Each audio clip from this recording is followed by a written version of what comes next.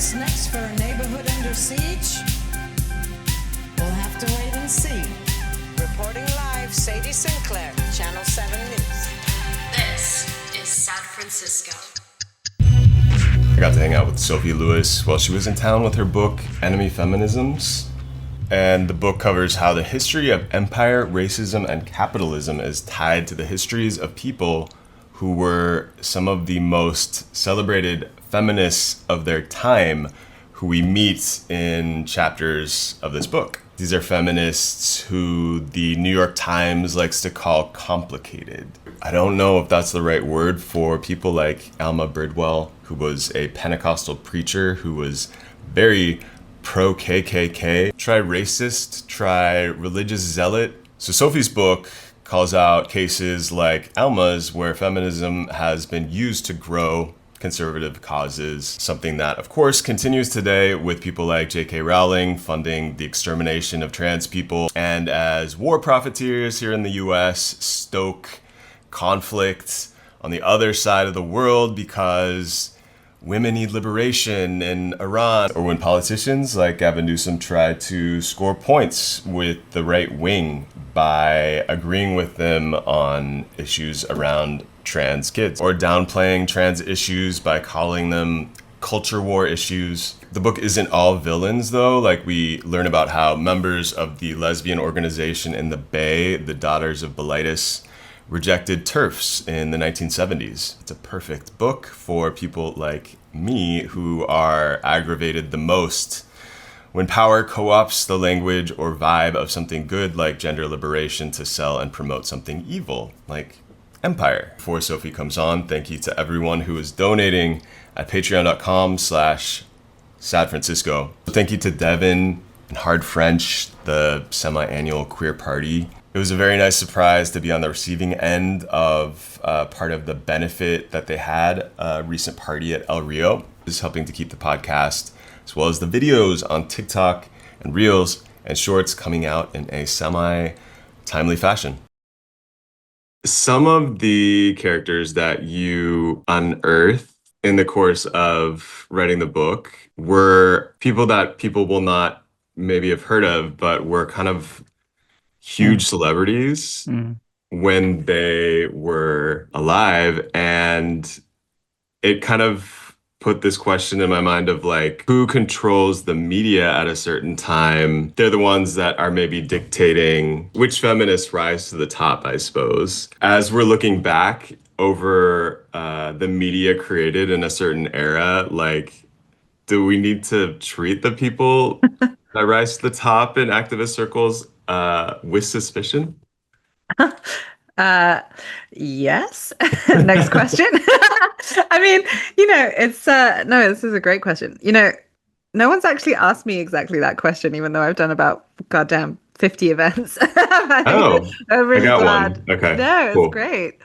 No, I think this is the way I want to be read. I mean, I'm sort of, deeply skeptical of celebrity, and I have talked quite a bit over the course of my writing, I don't know, really want to call it career, like about the dangers of heroization. Yeah. I'm quite serious about like no heroes, no celebrities, no. I'm skeptical about leadership in a certain way too, but I mean, the thing is that celebrity might not be something we can ever entirely sort of eradicate, even if we, I don't know, if we try. There does seem to be something about charisma that I think it would be quite difficult to imagine getting, like, seeking to eliminate. Like, we want to like compel one another, and people who are compelling accrue attention, and Totally. but I do think there is a role for politicizing a little bit more than we currently do, I think, on the left, and discussing a bit more than we currently tend to do on the left. There's sort of problems that come about when people become like a little bit beyond criticism. Let's be real. Like, someone like Silvia Federici has given, small c communist feminism so much, but then there is a sort of awe and reverence that is in excess of what is actually comradely, right? Like Mm, there is mm, something that is deeply sort of unhelpful and counterproductive about placing someone in a position of reverence such that you don't actually let them know when they are talking nonsense, right? Which all of sure. us are susceptible to. Anyway, that's a kind of digression about how we might, be wary now. I do think our media ecology today is quite different in certain positive, not just negative ways, compared to like the 19th century's media ecology in the West, where, I don't know if someone like, a prison abolitionist, a police abolitionist, a sort of revolutionary leader would have quite the same access to mass distribution, right? Like Right. today, for all the immense structural sort of evil and faults of media, there is a kind of degree of pseudo democratization that means that, like, I don't know, your podcast is available anywhere that people have an internet connection, for example, right? And like books sometimes do get published by people who want to destroy this world. Very occasionally, even big presses distribute, whereas, and this brings, me to what you're really saying, like about the book that I wrote about, which starts basically 200 years ago in Western Anglophone feminism. I don't think that it is true that the sort of anti-fascist undercommons of feminism has the same archival traces, and I'm just not finding them, right? Like I think someone like, and you mentioned the figures, you called them characters, I guess, like that I talk, yeah, there is a little bit of storytelling in this book, I suppose. Like someone like May French Sheldon, the Right. self-described white queen, or someone like Frances Willard, the president of the Women's Christian Temperance Union. These were people with a giant following. They had thousands of women crushing on them. They were sort of pinups of bourgeois feminism. But I sort of don't think that it was possible for, an anarchist feminist, a communist feminist, a revolutionary feminist to get the same sort of media platform, right? Yeah. And so I want to sort of temper the answer a little bit. Like, I'm not sure that everyone in our movements who gains notoriety is automatically, For sure. suspect politically. We just have to be very skillful at holding one another kind of candidly and honestly in relation to these forces of like co-option and the defanging that kind of happens when you become closer to mainstream discourse, right? Yeah, the no gods, no masters, Yeah. adage, it always comes back to that. I mean, yeah, for sure with, writing about Miss Major, like niche celebrity and like doesn't necessarily like want all of the attention all of the time, but has always understood her place as sort of a role model, representing identities that don't have a lot of role Mhm. models known outside of their immediate circles. We have so many enemy feminisms to choose from. Which of the figures that you inspected in your book is at the top of your list of who you love to hate at the moment? Yeah. Yeah, I mean, actually, I do have an answer for that. That for some reason I get stuck with Robin Morgan specifically. I think she's so luridly villainous. Pretty listen. Yeah. I mean, maybe I mean, maybe it's also so Robin Morgan, in case listeners don't know, is she was a real celebrity, radical women's liberationist. She was the editor of the Sisterhood is Powerful anthology, and then all the subsequent anthologies in that kind of series that started with Sisterhood is Powerful, and just awful individual with, I mean, probably screaming out for psychoanalytic diagnoses of various kinds. For example, the fact that she decided to stir up an attempted lynch mob against Beth Elliott at the West Coast Lesbian Conference of 1973 on the basis of Beth Elliott being being transsexual, had something to do with Robin Morgan being married to a man herself and feeling deeply unsure that her own role as a keynote at a lesbian conference was, kosher, and turning it against a trans feminine host of the conference. There's obviously lots going on there that you could speculate about if you were inclined to psychoanalytic explanations. I think in my book, I'm generally trying to eschew psychologizing for the most part. But there's something about Robin Morgan and probably because she is someone who comes from the Red Decade and the revolutionary left to some extent, I find it more relevant to feel things about her, whereas someone like, I don't know, Ayaan Hirsi Ali is, a fascist Islamophobe who calls herself a liberal feminist, and has called quite explicitly and clarified that was indeed what she's saying for the annihilation of the world's Muslims, I don't know, it's difficult. The affective shape of that is, I don't know, it's more banal for me, whereas someone like Robin Morgan, I see her growing out of a movement ecology that I care about quite deeply and representing a really quite fascistic counter-revolution internal to it. And, Robin Morgan was the person who coached Jane Alpert when Jane Alpert was in hiding. So this is in the context of all these Weather Underground type groups who were doing sort of armed hijackings or, bombings. And Jane Alpert's sort of case was quite high profile because Jane Alpert was the daughter of someone extremely famous. I haven't actually revisited this chapter in a second, but I'm ad-libbing here for you, Toshio. But, Robin Morgan was the person who coached Alpert to denounce her partner, Sam Melville, I believe he was called. And not only that, but denounce all of the slain in the Attica uprising on the basis that these male prisoners were male supremacists who commanded no loyalty from her, right? And that's something that actually makes my blood boil quite a bit.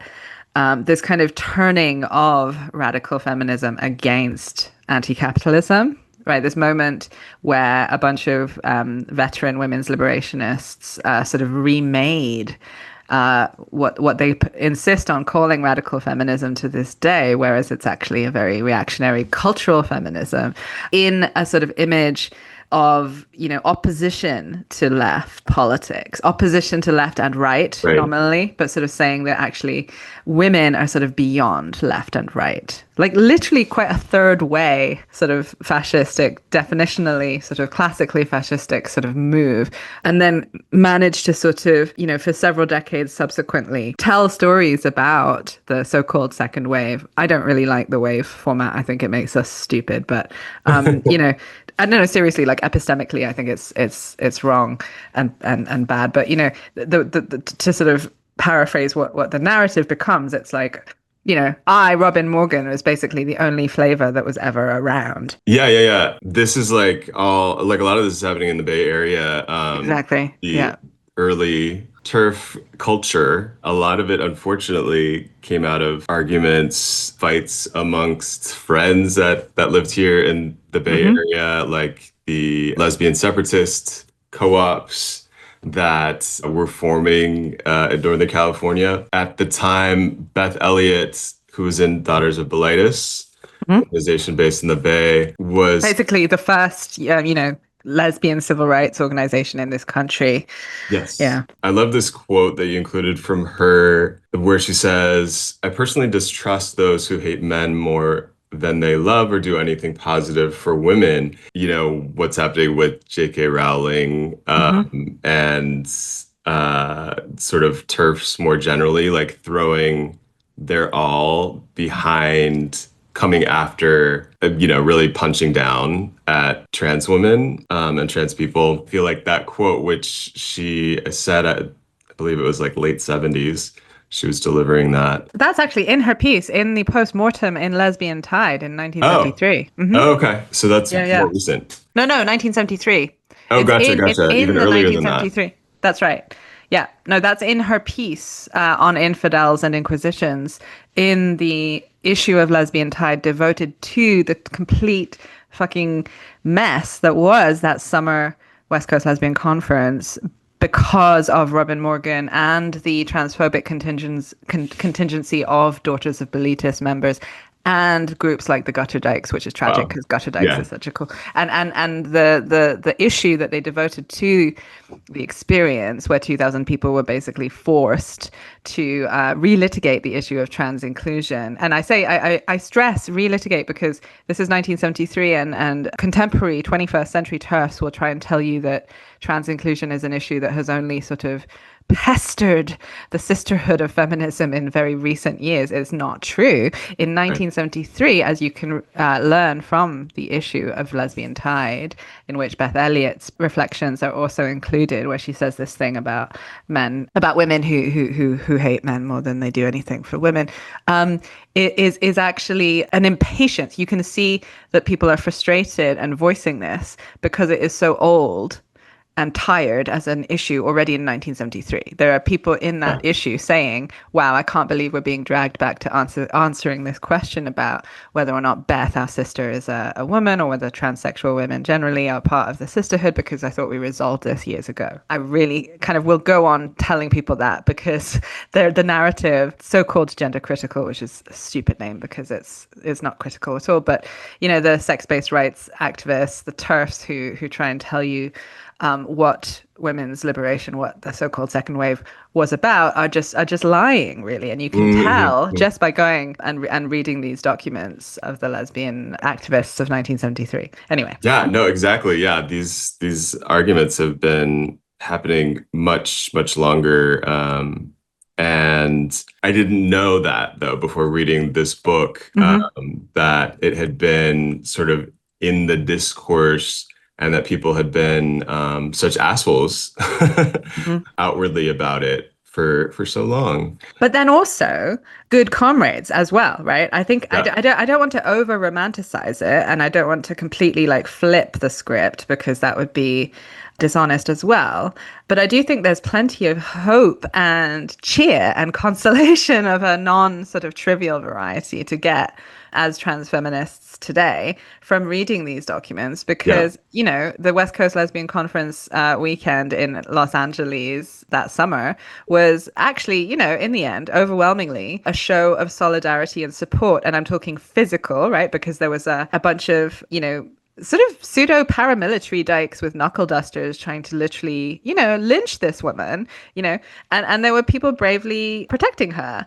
And then another trans woman stood up and got involved in defending her and had to out herself in order to do that. You know, and the narrative often becomes that there was like a solitary single trans woman in this, you know, in this landscape of feminism. And that's not true either. But you know, the arguments have been happening for much longer than you would think, but also history is not a sort of progress narrative. It's not simply like, you know, marching inexorably towards trans inclusion. Things were actually better in some ways when it came to trans inclusion on the radical feminist left in like 1971 than they are in some milieus today in 2025. I mean, that's why, this history is like really useful to look at when you're feeling down, just to see, like that things could be different, as much as it seems like it's the dark ages that we're talking about. 1970s, there were some ways that they were maybe more advanced. One of the chapters that's kind of like the most horrifying is this really vile figure that we get introduced to, May French Sheldon, who you mentioned a little earlier, who arrived in what was the Congo, quote unquote, Free State when, quote, colonial powers began to feel embarrassed enough to think about withdrawing. And May arrived to serve as a sort of Holocaust apologist for King Leopold of Belgium. I was wondering if you could kind of brief people on how she served as a cover for this fucked up era called the Rubber Terror. And I mean, I think a lot of this will have been like sort of like lost history for people, Yeah, I really encourage people to pick up the book because you'll learn about all of these kind of stories that in many cases, it's probably for the best that they didn't end up in our high school textbooks, but there's also a reason why they didn't. It's because there's, the critiques of them would also become like critiques of the state, the critiques of the state that's producing these textbooks. Could you tell people a little bit about Sheldon? Well, it's interesting. Yeah, let me just like very quickly speak to what you just said in your more general reflection at the end there. Like, I think, I mean, we've jumped into nitty gritty straight away in this conversation, but Yeah. you're sort of gesturing at sort of the wider project, which, a lot of people elsewhere on the political spectrum, perhaps than this podcast's general community, but, are quite unsure that it makes sense to single out people involved in imperial, genocidal,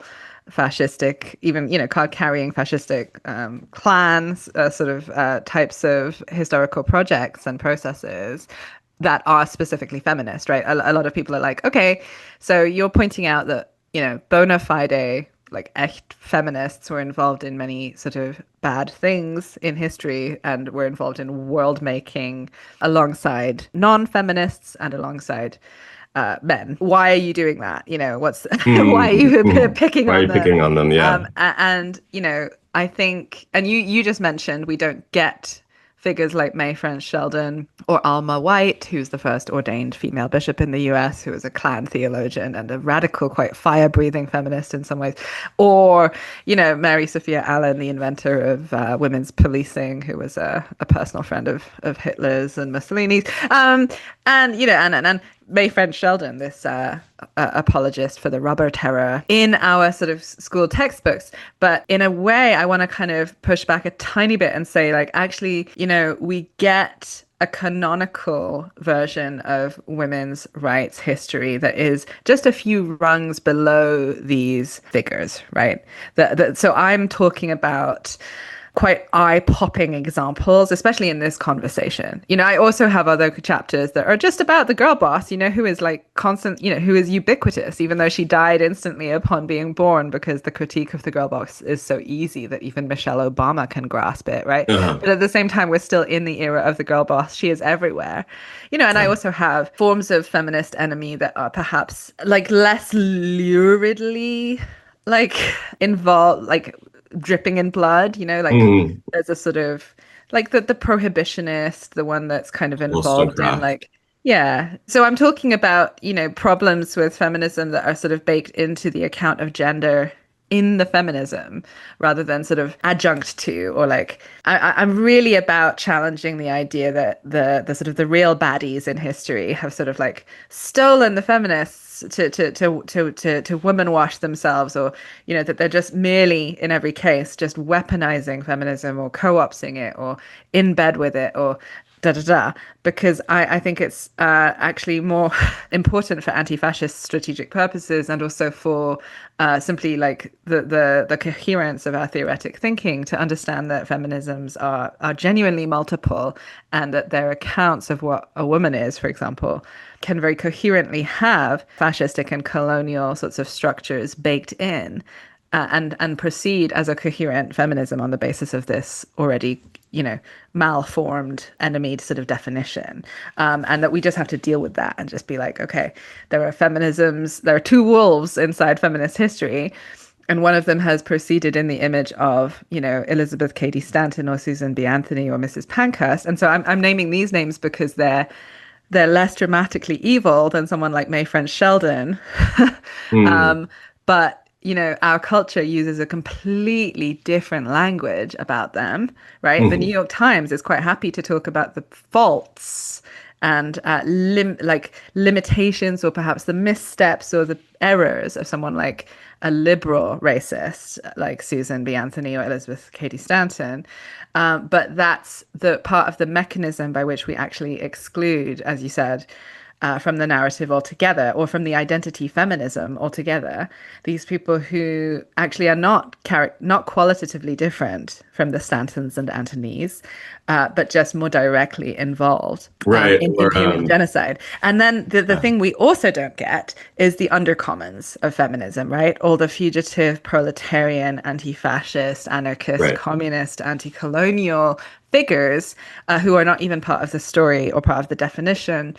So I would say that kind of exclusion on both ends is what we need to be sort of paying attention to and noticing. But okay, all of that throat clearing aside, someone like May French Sheldon is really strange to exclude altogether from our concept of history, because she really was like the pinup that you would adore if you were a middle class feminist in America in like the late 19th century and the very, very early 20th. And, you know, the thing about her apology for the rubber terror in the Congo is that it's such a perfect biographical endpoint for someone who made her name doing a very sort of quote unquote progressive tour of a different place in Africa just a few years prior, right? This is the thing about her that just blows my mind, how neat on the nose history sometimes is, right? She kind of goes in her crazy outfit that makes her look, I swear to God, a little bit like Daenerys Targaryen from Game of Thrones,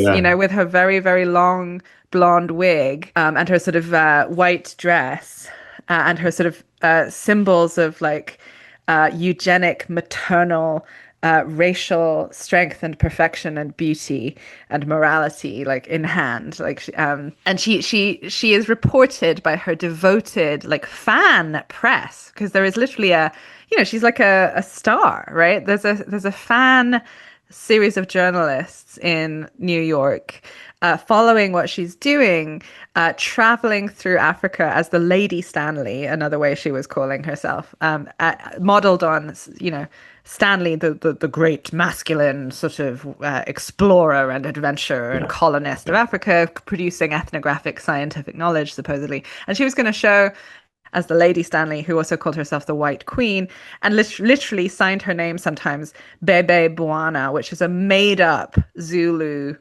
Like, it doesn't actually exist, but she said that it's like Zulu for White Queen or man, like man, woman, or lady, master. She sort of changed her mind about what she said. She thought it meant. Anyway, no, I'm like probably kind of, I'm sort of confident that no one actually called her that, but she decided they did. And she told stories all over the lecture circuit in progressive America about how these first Africans, right, the ones she met during her first trip, so not in the Congo, but rather in Tanzania, sort of just fell around her feet, sort of learning how to be more civilized humans through the sheer, eugenic force and radiance and inspiration of her presence as a woman, which meant that she didn't have to be so violent with them as the male version of herself, the Mr. Stanley, who came before, would have had to be.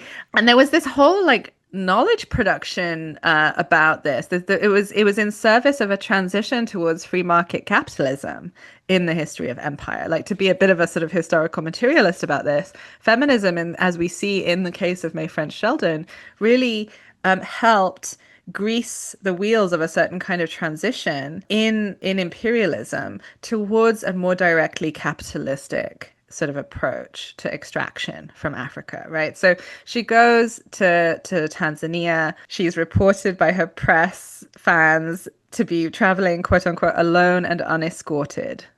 And there was this sexual frisson to that. Like her fans were like, oh my God, this woman who actually came initially out of Texas, but like affected a British accent and was literally dressing up as Britannia, the avatar, British imperial maternalism.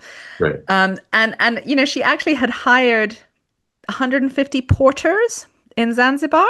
So this is what alone and unescorted looks like. Yeah, just like Daenerys Targaryen, really, who I think similar things were said about as she made her little tour of whatever, this fictional land of Essos with grateful non-white people sort of imploring her for a mere glance or a mere a touch or a smile. So plenty of feminist, and I mean really genuinely suffragist feminist sorts of messages were then sort of hooked onto this supposed scientific insight that May French Sheldon had gleaned about how best to colonize like feministly in Darkest Africa. That was the first trip, and that was what made her career. So she became quite established as a voice of humanitarianism, okay?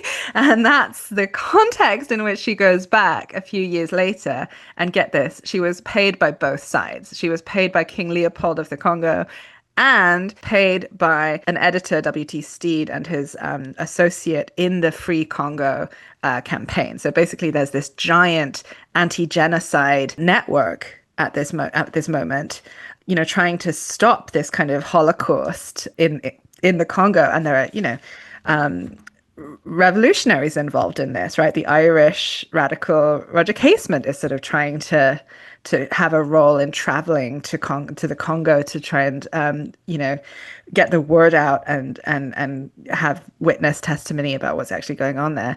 And so she takes money from the Free Congo campaign as well as King Leopold himself, and literally goes there, tours around on a boat, and comes back. And what she says is like, no, these Africans are completely different. Like, there's no civilizing them. The only language they understand is et cetera, et cetera. And she even adds a little feminist spin where she says that Congolese men are particularly brutal to their women folk. So she's actually not even that sorry to see, their hands piling up in baskets, which in any case isn't happening.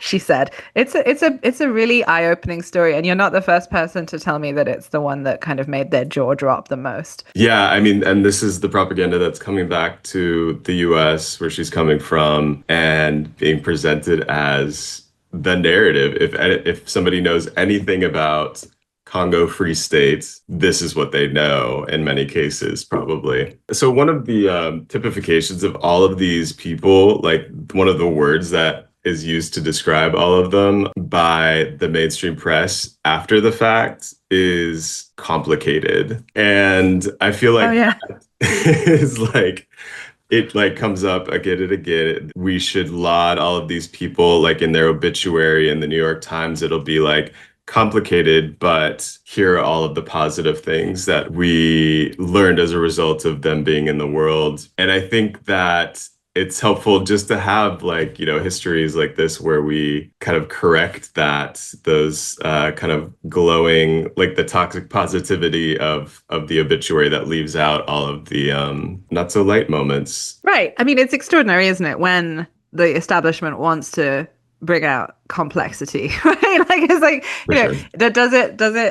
does it insist on complexity when tending the other direction? I don't want to digress too far, but it's, as you say, it's extraordinary, right? Like that, when it comes to someone like the literal card carrying Nazi Mary Sophia Allen in the UK, who was a suffragette bombing coordinator, excuse me. No one really remembers the Women's Social and Political Union as a paramilitary that bombed the shit out of England in the years leading up to World War I. But that is in fact what Mrs. Pankhurst's Votes for Women operation was. But which is not to say I don't think people should ever bomb things, but it's interesting.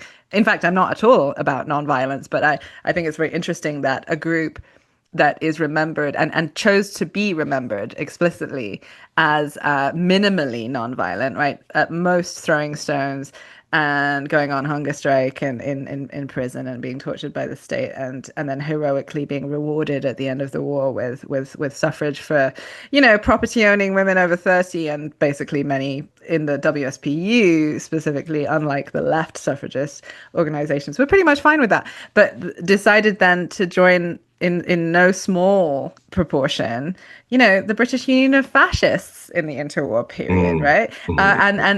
So when we're dealing with literal, with people who, in the case of Allen and some of her other comrades, were setting bombs off all over the country, and then joined the British Union of Fascists, I think it's very interesting that liberal historians who only want to sort of protect the legacy of the suffragettes, especially allergic to trying to think about that, because I think it is wrong and dangerous. And, and I do think we should maybe talk about why I think it's dangerous at some point, to insist on remembering feminisms as exclusively kind of good. The record shows us anything but. And at the same time, we need to have these conversations acknowledging that there are great reasons why we want to not go after women, like quote unquote disproportionately. People have good impulses about this. It's like, oh, let's not, contribute to the erasure of women's contributions from history, and let's not like play into the incentives to do like matricide, as it were, intergenerationally, and like shit on the foremothers or whatever, which is a sort of, a trope. And there are incentives in capitalist patriarchy to sort of make your career sort of shitting on other women, and so there are sort of these good reasons why we're uncomfortable with saying, like, with leaning in and looking too closely at something like Sure. The women's social and political unions entanglements with organized fascism, But I think that over generosity and over charity is a serious mistake. Sorry, I digressed too far. No. I mean, I think we were that's going. useful because it's like, yeah, you're like, in terms of framing the project more generally, like, what is the point in going, and looking a little bit more deeply at some of these characters that either have been pushed out of history because of the awful aspects. I'm sure that people have come to you probably with a critique of like, why are you going after us as women? Punch the men. If you're going to be critical. So, yeah, exactly. It is simultaneously true that even ruling class, colonially sort of privileged and positioned and embedded, like ruling class white women in history have, for example, legal disadvantage or subordination. Even the most privileged women in the world occasionally find themselves sort of abjected in ways they don't see coming in certain scenarios, right? There are plenty of legislatures in the world where marital rape is still not a thing, and sometimes even the most privileged women in the world find themselves on the blunt end of these axes of patriarchal power. To acknowledge that is kind of important, I suppose, and tells us about the necessity of something called feminism in left politics, which I refuse to be evicted from. You know what I mean? I think many of my comrades are like, oh, I don't think feminism is a word that really speaks to our, ACAB kind of We need a new one. Okay. horizon, but I'm like, actually, I don't want to be evicted from feminism because there are so many sort of extraordinary proletarian, anti-fascist, lumpen, utopian struggles that I think, cannot quite be fully grasped outside of a struggle like feminism. I think feminism is a pretty good name for the adequately radical critique of capital and empire that tells us about body autonomy, that tells us about the human entitlement to freedom from work. Literally feminism is a great tool for making visible how human flourishing does not inhere in the production of surplus value. Literally, it's like collective life making that makes life worth living. And I think feminism is that, even as it has simultaneously been a tool for trying to concretize and ontologize and impose a definition of like woman, right? Which I think our side has not been interested in defining literally at all. And so I would, I mentioned the two wolves theory of feminist history that I'm sort of floating. And I think in some ways, if I had to name one of the central things that differentiates the two types of feminism, it's this question of whether you want to, define woman, or whether you are comfortable having a certain agnostic openness to what sex might become and is already, always in the process of sort of becoming. Somebody did a nice review of Enemy Feminisms where they sort of put it this way, picking up on my discussion of how, what is a woman? This question that plenty of right-wingers, but also feminists and sometimes right-wing feminists, which I insist is a thing, love to ask, what is a woman? Like, we don't know yet because we don't know what woman would be were she to be free, and we don't know if we would keep that category in a world in which gender has no longer been forced to be a sort of differential across which value can flow, but is instead capable of being simply proliferation of difference. To be a bit nerdy and theoretic about it. No, But I love that. Yeah, beautifully put. Applause for whoever thank wrote that review. Yeah, I mean that was me paraphrasing mostly off the cuff, but yeah, I think Mackenzie Wark did a very lovely review. So I do want to stick and fight it out over feminism, even as plenty of my most dear chosen ancestors and living ones would not actually necessarily make the same choice, right? They would Mhm, not, like mhm. people like Emma Goldman or, plenty of the sort of colonized and racialized gender freedom fighters that I would write a book about comrade feminism in honor of are not only sort of excluded from canonical histories of feminism, but would also self-exclude. They would be like, feminism is a name for a sort of bourgeois enterprise about, securitizing life and specifically sexuality for a very limited cast of human females. And it's not a word for me, but I am, making this strategic decision after a lot of thought about this to say, no, no, Emma Goldman, you are actually a feminist. Like you're part of feminism. It's it's a sort of epistemic violence to do that. It's an arrogance. But there's it's subject to a huge debate, and I think feminism is something that liberals and fascists kind of have giant intertwined involvement in historically, but also revolutionaries receive the same sort of inheritances in ways that they've always kind of been, complexly kind of dialectically contributing to. And I don't really want to make, in a weird way, the purity gesture of saying, okay, we have absolutely nothing to do with these people, because as people living in the belly of the beast, operating in the colonizer's language, sort of using the concepts or fighting in and against the concepts of like the liberal human, right? For example, I think we have to be maybe a bit more attentive to the entanglements and the mess between our currents of thought about gender and these, in some cases, quote unquote normalized level of racist, kinds of figures have got going on. Like, so the New York Times is like, oh, it was terrible that, Susan B. Anthony and Elizabeth Cady Stanton said these racist things on a couple of occasions, but it doesn't question their belonging to feminism, and it doesn't call into question the net basic value of feminism as a rubric.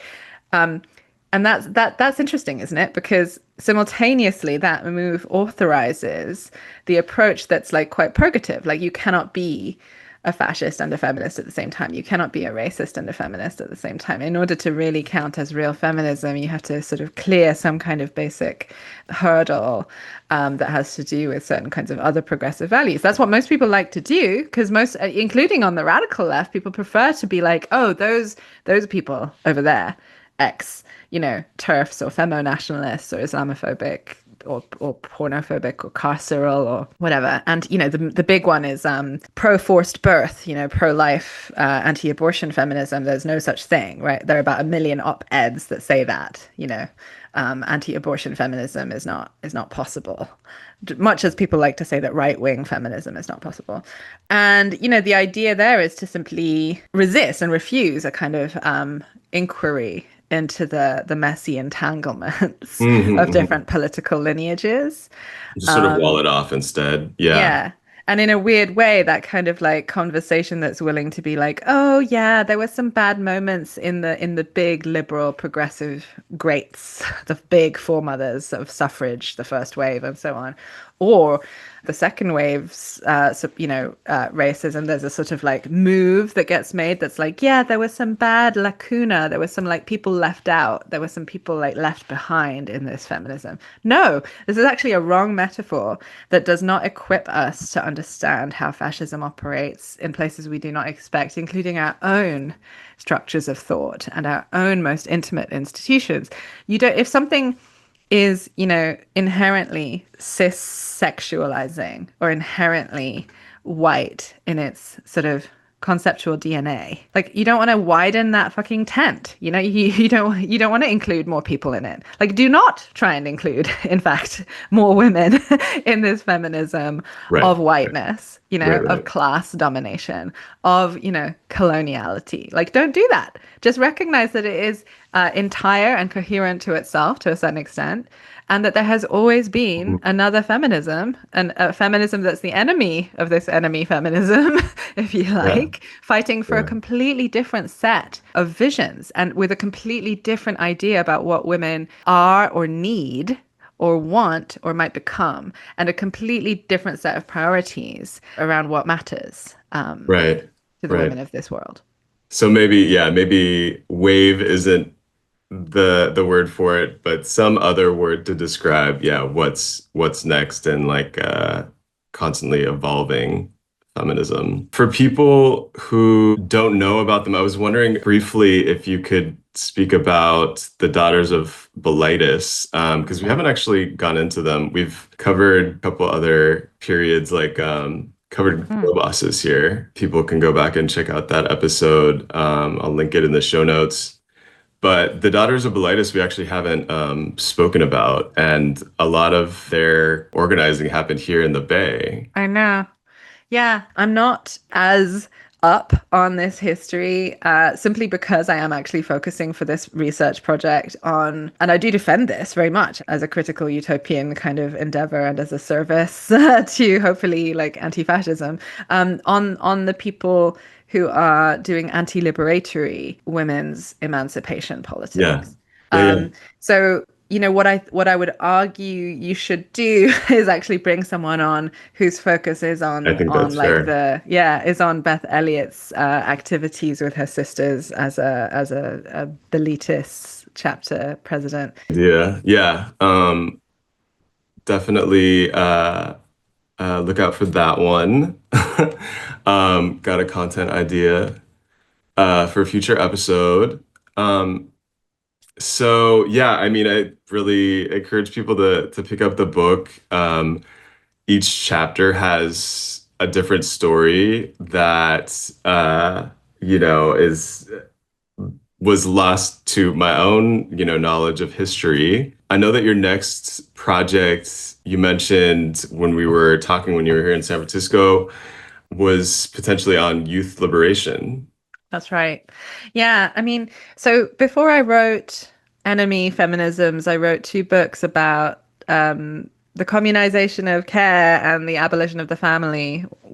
Those two phrases are pretty much the same in my mind. And, you know, the first one, Full Surrogacy Now, approaches it as a topic from the vantage point of gestational labor, or what I think we should politicize more on the left in this way, like gestational labor, i.e. pregnancy, and I think abortion should be understood perhaps a bit more widely as, you know, the self-extrication from a pretty sticky gestational workplace. Like, you should not have to do gestational labor for a second more than you want to, right? And anyway, that's a sidebar. I think that was part of it, but the main thing was about the relations that we build out of pregnancy, and how a critique of the possessive and proprietarian kinds of relations we tend to have towards the like products of gestational labor, like humans that we make anew are organized in capitalist patriarchy as quasi property, actually, right? And we Mm, privatize the care of children into private nuclear households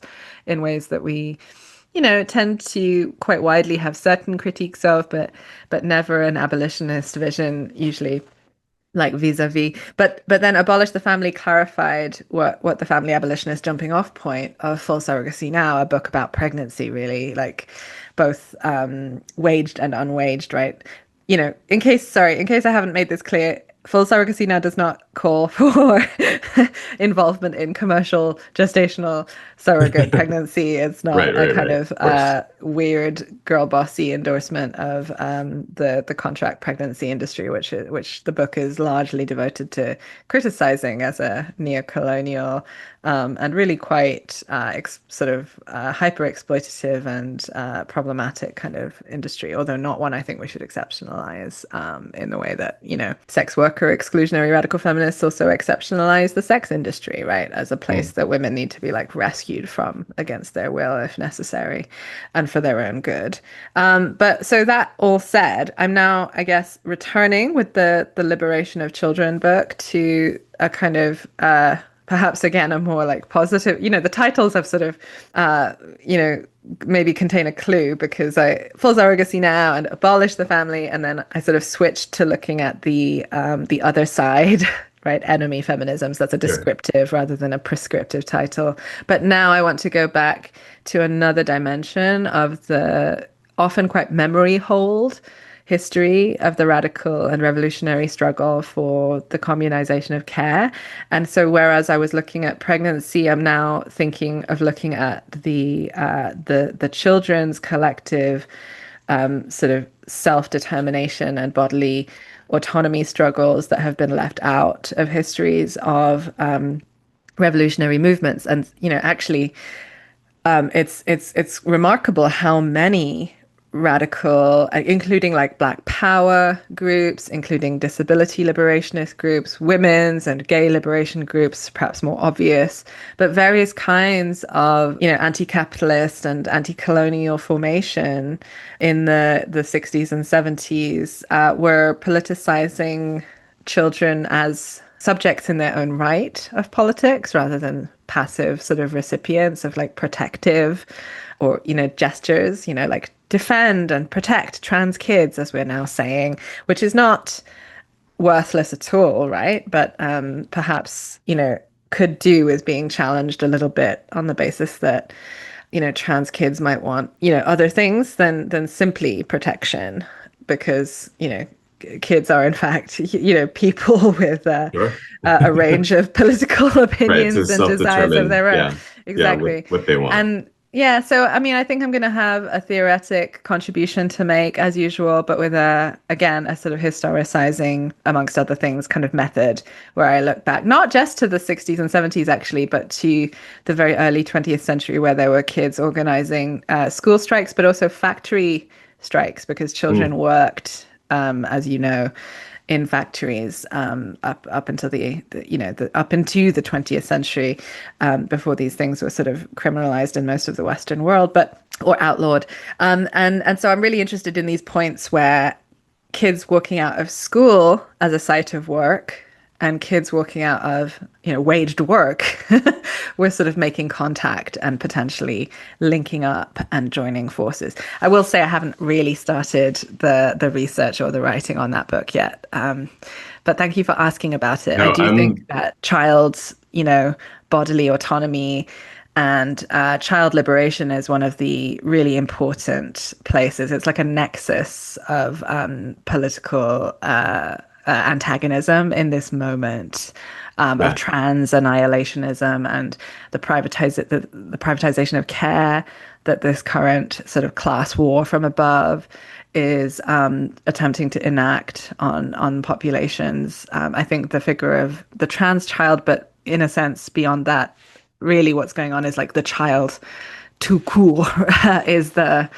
the object of a kind of biopolitical fascist assault in this moment. So I think we on the radical, left should really get better at thinking about this in ways beyond parochial or like paternalistic protection. Looking forward to reading that one. Thinking in terms of, like recently the Iowa labor laws that are bringing down the age that people are legally are allowed to work, and how it's sort of like building character as a kid is being weaponized. Yeah. In the service of capitalism there. Yeah. And then also, like in cases where, I think, of course, with celebrity figures, it's always the most public version of a struggle often comes via these people who are already maybe famous, but like all of the stuff around child actors of late. Oh yeah. I've been watching all of the documentaries about like, you know, what's happening behind the scenes at Nickelodeon, and parents kind of dipping into the salaries of kids, the stage parents, so to speak. Anyway, so interesting. And finally, what's the best way for people to follow your work? I have a Patreon. It's Repro Utopia. So REPRO, Utopia, one word. There are plenty of things there. In fact, I'm surprised we didn't get more into this. I should have maybe flagged this earlier, but I've got some pieces about Zionist feminism that I let people know on my Patreon whether I've published something publicly, but sometimes I also have pieces there that are either long formats of things I'm putting out publicly or just early access or stuff like this. And sometimes just especially for the Patreon and I've gone really quite deep into the sort of 19th century precursors to Zionist feminism, and then thinking about the way that Zionist feminism has been a way of making sense, if you like, fascist sense of the necessity of the genocide of Palestinians in this latest acceleration of that 76 or 7-year-old genocide in progress since October 7th, 2023. So I've been posting content there for a few years. It's just a really nice place where people support my writing, whether or not I'm necessarily like feeding sort of work into it on a particularly productive basis. But I also have a website, and that's La Sophielle. It's LA and then my name, Sophie, and then lle.org, La Sophielle. And I post, just a list of all the stuff I publish. I publish stuff way too much because I'm a freelance writer and I need to eat, but also because I'm a workaholic, if I'm honest, like an anti-work workaholic, which is, this is hardly succinct, is it? This is not the most succinct. People that I know, for sure. But you can find me for now on Blue Sky. Constantly. Yeah, that's right. Repro Utopia, and people are should feel free to hit me up with questions or whatever. Cool. We'll send people there, and thank you again. Yeah, thank you, Toshio. I'm a huge fan of San Francisco. Perhaps you'll have me back to talk about something a bit less sad, as it were, than Enemy Feminisms. But it's been a pleasure. Thank you so much. All right, we'll talk soon. Thank you for listening to Sad Francisco. I am Toshio Moronic, and my co-producer is Tofu Astolas. Patreon.com/SadFrancisco is where you can find our past episodes and transcripts, and it's also where you can help us out with a donation. And if you do, it comes with some benefits like getting the episodes a few days early, and our gratitude for allowing us to keep making this podcast, which we love to do. See you next time in Sad Francisco.